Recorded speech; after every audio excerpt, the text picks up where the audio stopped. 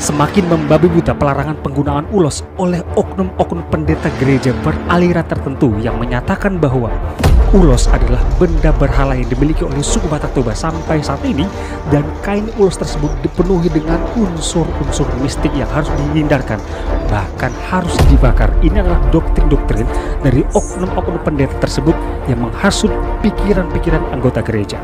Beredar video sepasang pengantin yang menolak menggunakan kain ulos dikarenakan peraturan gereja tersebut.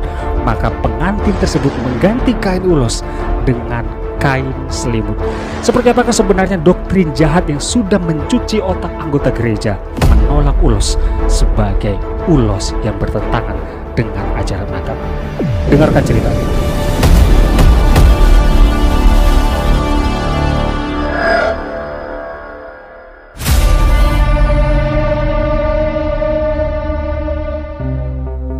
Halo, selamat datang di studioku hari ini. Hari ini aku akan menceritakan mengenai upacara adat istiadat yang dilakukan oleh suku Batak Toba, yaitu upacara adat pernikahan, di mana sepasang pengantin ini menolak menggunakan kain ulos tersebut, dan pengantin ini mengganti kain ulos tersebut dengan kain selimut.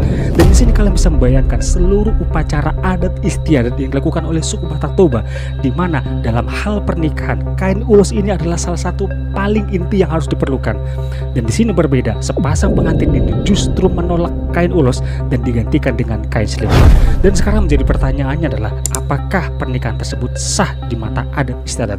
Namun sebelum saya menceritakan lebih lanjut mengenai peristiwa tersebut, seperti apakah sebenarnya pandangan gereja mengenai kain ulos yang biasanya mereka anggap kain ulos adalah benda berhala yang harus ditinggalkan. Bahkan oknum-oknum pendeta yang tidak bertanggung jawab mendoktrin anggota gereja untuk membakar kain ulos tersebut. Oke, di sini pandangan-pandangan pendeta-pendeta yang tidak bertanggung jawab yang mendoktrin anggota gereja untuk menolak kain ulos tersebut adalah pada saat penggunaan atau penenunan dari kain ulos tersebut ada unsur mistik yang ada di dalam kain ulos tersebut. Dan pada saat pembuatan atau penenunan kain tersebut ada kekuatan yang sudah diserap oleh kain ulos tersebut. Maka dari itu pendeta-pendeta yang tidak bertanggung jawab ini yang menyatakan bahwa kain ulos ini penuh dengan nuansa mistik pada saat pengerjaan atau penenunan terjadi pada kain ulos tersebut. Juga pada saat penenunan kain ulos tersebut ada campur tangan roh-roh lain, termasuk adalah roh nenek moyang atau roh leluhur pada saat pembuatan kain ulos tersebut. Di sini yang berikutnya adalah pembuatan atau penenunan kain ulos tersebut memiliki perjanjian antara si penenun dan antara nenek moyang tersebut. Dan di sini perjanjian atau persyaratan tersebut harus diikuti, harus dipenuhi. Kalau perjanjian tersebut dilanggar atau persyaratan tersebut tidak dipenuhi, maka si penenun tersebut akan meninggal. Bahkan tondi atau nyawanya akan diambil oleh roh jahat tersebut. Di sini mereka menganggap bahwa kain ulos tersebut adalah benda yang sangat keramat. Dan yang berikutnya adalah mereka mengatakan bahwa kain ulos tersebut ini adalah warisan dari nenek moyang dan sampai saat ini mempunyai unsur mistik dan warisan kekafiran. Ini yang mereka mengatakan bahwa kain ulos tersebut penuh dengan unsur mistik karena mengandung kuasa iblis dan juga benda-benda yang dimiliki oleh iblis. Salah satunya adalah kain ulos. Ini adalah pernyataan-pernyataan atau penolakan-penolakan dan pandangan-pandangan gereja mengenai kain ulos tersebut. Dan di sini setelah menerima doktrin-doktrin dari pendeta-pendeta yang tidak bertanggung jawab mengenai hal kain ulos tersebut, dan juga ada yang membakar kain ulos tersebut karena hal-hal doktrin yang ia terima. Oke, di sini saya sudah katakan di video-video saya sebelumnya, kain ulos tersebut adalah kain ulos dari warisan nenek moyang atau karya seni yang dilahirkan dan diwariskan untuk generasi suku Batak Toba sampai saat ini. Di sini kalian bisa mengecek video-video saya selanjutnya mengenai pembahasan pembakaran kain ulos, dan di situ saya sudah menjelaskan maksud dan sejarah dan tujuan kain ulos tersebut dalam video-video saya selanjutnya. Dan di sini saya akan menceritakan tuduhan-tuduhan dari pendeta-pendeta yang tidak bertanggung jawab yang menyatakan bahwa kain ulos tersebut adalah kain yang berhala yang harus ditinggalkan. Dan di sini saya akan menceritakan salah satu dari tuduhan-tuduhan mereka. Kita sama-sama tahu warna dasar dari kain ulos tersebut ada warna merah, warna putih, dan warna hitam. Namun salah satu hal yang paling mencolok yang menjadi tuduhan mereka terhadap kain ulos tersebut adalah warna merah.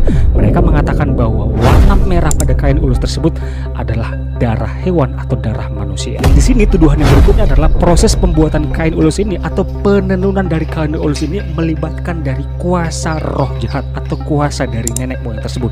Maka dari itu kain ulos ini pun bisa terbuat dengan cepat. Seperti apakah sebenarnya bantuan atau campur tangan dari roh jahat atau kuasa dari nenek moyang tersebut, di mana sang penenun tersebut sudah dirasuki oleh roh-roh nenek moyang pada saat penenunan dan pengerjaan kain ulos tersebut. Dan tuduhan yang berikutnya adalah mereka mengatakan bahwa kain ulos ini adalah salah satu tempat tinggal roh jahat atau tempat tinggal roh-roh nenek moyang menjadi sarana yang disebut sebagai benda berhala mereka. Dan di sini satu hal yang perlu kalian ketahui, di mana kain ulos ini menjadi tempat tinggal dan sekaligus akan menyerang, bahkan akan mengganggu si pemilik dari kain ulos tersebut. Ini adalah tuduhan-tuduhan mereka yang tidak bertanggung jawab terhadap kain ulos yang dimiliki oleh suku Batak Toba dari dulu sampai saat ini, mengenai hal-hal yang bertentangan dengan ajaran agama. Ini adalah tuduhan-tuduhan mereka mengenai kain ulos yang harus dihindarkan. Oke, dan itu adalah tuduhan-tuduhan mereka-mereka atau oknum-oknum pendeta yang tidak bertanggung jawab mengenai warisan budaya leluhur, yaitu suku Batak Toba, yaitu kain ulos yang dahulu sampai saat ini masih terpelihara dan penggunaannya pun dalam hal yang positif. Oke, dan sekarang menjadi pertanyaannya adalah beredar video upacara adat istiadat yang dilakukan oleh suku Batak Toba dalam hal pernikahan, di mana sepasang pengantin ini menolak menggunakan kain ulos pada saat dikalungkan pada sepasang pengantin tersebut, dan mereka mengganti kain ulos tersebut dengan kain selimut.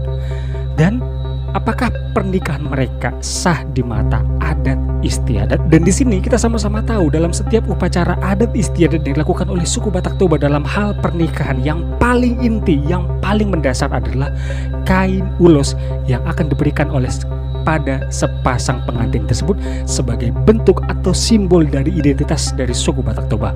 Tapi mereka menggantikannya dengan kain ulos tersebut.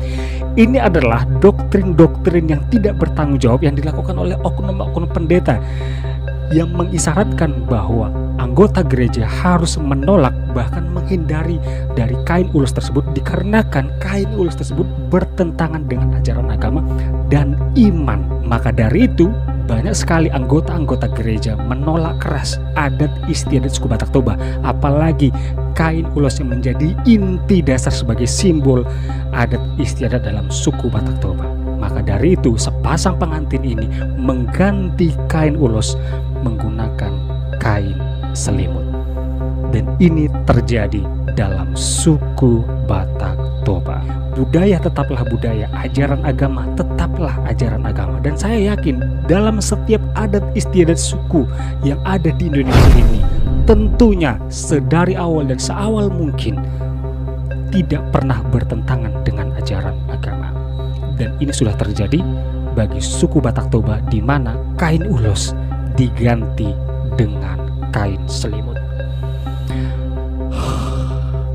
Dan berakhir sudah video hari ini. Semoga video ini bermanfaat dan kita semakin bijak dalam hal untuk melihat budaya dan adat istiadat di Indonesia. Kita jumpa di next video selanjutnya.